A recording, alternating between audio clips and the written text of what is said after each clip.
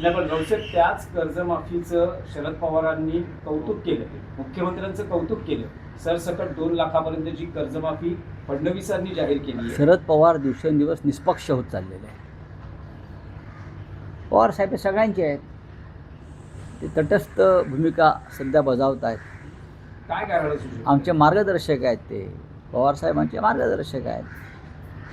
सगळ्यांना घेऊन ते पुढे चाललेले आहेत. नाही, पण महाविकास आघाडीतून बाहेर पडण्याची अजिबात नाही. सुरुवात आहे का? माननीय पवार साहेब हे महाविकास आघाडीला कधीही सोडून वेगळा विचार करणार नाहीत. त्यांची विचारधारा ही वेगळ्या पद्धतीची आहे. सोबत घेऊन चालले आहे, नाही, सगळ्या अख्खा महाराष्ट्र घेऊन चालले आहेत ते सोबत, असं म्हणतोय. भविष्यात काही होईल कारण अजिबात काही होणार नाही, फेरफार अजिबात होणार नाही.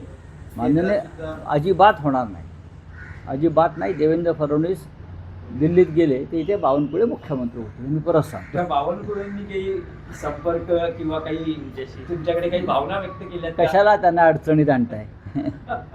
तुम्ही का त्यांना चांगला माणूस आहे तो, कशाला चांगल्या माणसाला अडचणीत आणताय? असं अडचणीत आणू नका. आमच्या सगळ्यांच्या सद्भावना त्यांच्याबरोबर आहेत, सद्भावना आहे. त्या सद्भावना तशाच राहू द्या.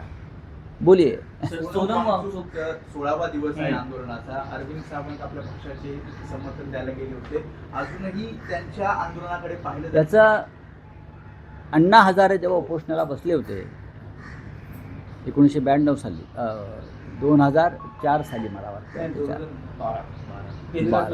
हा, दिल्लीचं जंतर मंतर. तेव्हा अण्णा हजारे 11 दिवस उपोषणाला बसले आणि भारतीय जनता पक्ष विरोधी पक्षात होता आणि भारतीय जनता पक्षानं अण्णा हजारेंच्या उपोषणाला पाठिंबा दिला. अण्णा हजारे हे जनलोकपाल किंवा भ्रष्टाचार विरोधी कायदे या संदर्भात माहितीचा अधिकार असे विविध कारणासाठी बसले. मनमोहन सिंग प्रधानमंत्री होते. असा एकही दिवस गेला नाही मनमोहन सिंग सरकारचा की मोठ्या नेत्याच्या नेतृत्वाखाली डेलिगेशन जाऊन अण्णांना भेटलं नाही. केंद्रीय मंत्री विलासराव देशमुख यांच्यावर ते विशेष जबाबदारी होती.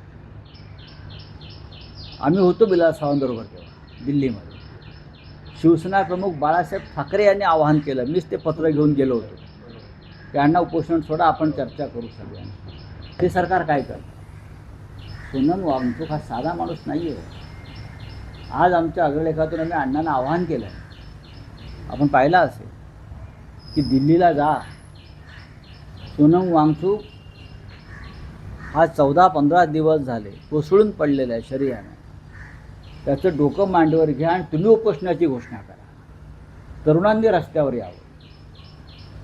सरकारला सोनम वांगचूकचा बळी हवा आहे. त्यांना लढणारे लोक नको आहेत. ज्यांना तुरुंगात टाकता येत नाही त्यांना ते अशा प्रकारे मारू इच्छित आहेत. ही या सरकारची नियत आहे. आज तुम्ही सगळे पत्रकार परिषदेसाठी या, तुम्हाला या प्रश्नांची उत्तरं मिळतील.